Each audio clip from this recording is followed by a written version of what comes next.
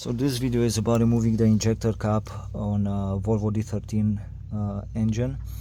So after removing the injector, you're gonna end up with something like that. There's the bore, and in the bottom there's the sleeve.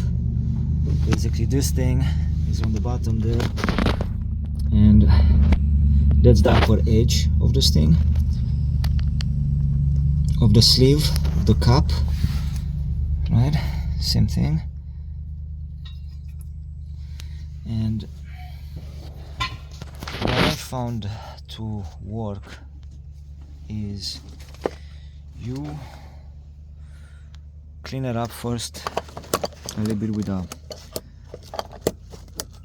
brush and a paper towel around it. You can get this thing from Harbor Freight, and then you put a bit of WD-40 right on the top, just a little bit. You don't want it to flow inside the cap, but you want a little bit on the edge here, and then you let it sit for 10 minutes, and then because you want it to penetrate on this gasket to help with sliding this gasket up.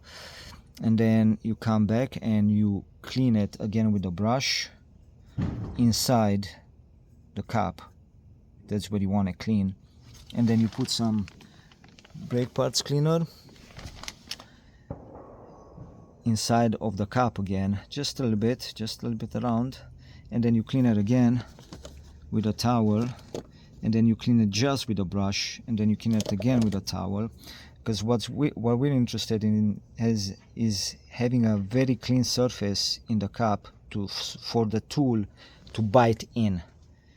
That's where you see those marks, that's where the tool bit in. And then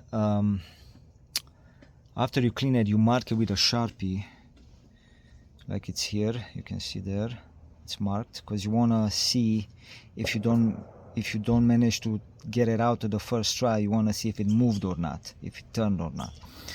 And then you put your tool in, and a lot of videos say that don't tighten the tool too much. I don't think that's right. I think you should tighten it to at least 25 foot-pound, which is what I did using one of these torque wrenches. But if you don't have one, you just tighten it by hand. Tighten it really tight, and continue tightening it even after it starts moving, because you want it to move, and I'll explain in a second why. So let me show you how it moves.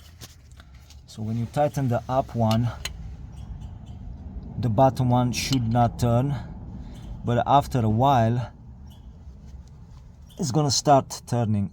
The bottom one starts turning too, and you want to do that because this cap came out, didn't want to come out. As you can see, you have these grooves, these vertical grooves, because the tool slid out of it like 3 times. And then I started turning the tool inside the cap, and it's either gonna turn the cap with it, which is good, because then that means that it's loose now in the bore, or if it's not gonna turn the cap with it, it's gonna make horizontal grooves, like round grooves inside the cap, and that's gonna help with pulling it out. So you want to make sure that it turns, and you turn it, you know, a little bit, like a full turn, something like that. See, you saw the whole tool turning there, not just the black nut on top.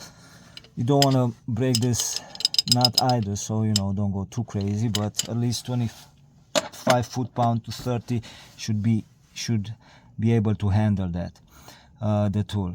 And then now that it turned, now you put the rest of the tool on and extract it.